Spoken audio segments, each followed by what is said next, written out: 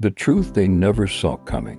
Jason lay in the ICU, tubes snaking from his arms, monitors beeping a relentless, anxious rhythm. The fluorescent lights above flickered like ghostly warnings. He had survived the collapse, but the battle had only just begun. Doctors hovered, murmuring in clipped tones, each glance carrying a weight of dread he couldn't yet understand. Finally, Dr. Rivera, a cardiologist with sharp, unwavering eyes, pulled Emily aside. "Jason's heart is failing," she said, voice calm but heavy, "and it's not just fatigue or stress. His heart cells are damaged permanently. The culprit? Energy drinks. Caffeine overload combined with hidden stimulants. It's like slow poison, attacking his heart over years." Emily's knees buckled. "But he only drank them to stay awake. He never thought." That's exactly it," Dr. Rivera interrupted. "Ultra-processed stimulants are insidious. They make you feel alive, alert, until your body finally collapses. And in Jason's case, the damage was compounded by stress and long shifts. His arrhythmia wasn't a random event. It was inevitable."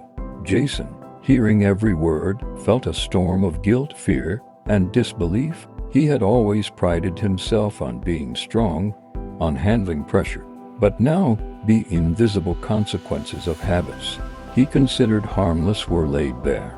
His heart irreversibly scarred, his life hanging by a fragile thread. Then came the twist. Another lab came back. Dr. Rivers' expression shifted, a darker shade crossing her face. "Emily, Jason may have an underlying genetic vulnerability. His heart's electrical system is inherently fragile. This means even moderate stimulant use could have triggered this collapse years ago, and some of the damage may already be beyond repair." Emily clutched his hand, tears burning her eyes. "Is he going to survive?" Dr. Rivera hesitated, the kind of silence that screams louder than words. "We can stabilize him. We can manage the rhythm. But doctors say it may already be too late to undo all the damage." Jason's gaze wandered to the ceiling, the sterile lights reflecting the reality he had ignored for so long. A single thought echoed in his mind: one drink had changed everything. One small, ordinary choice had triggered a cascade of consequences that years of ignorance couldn't reverse.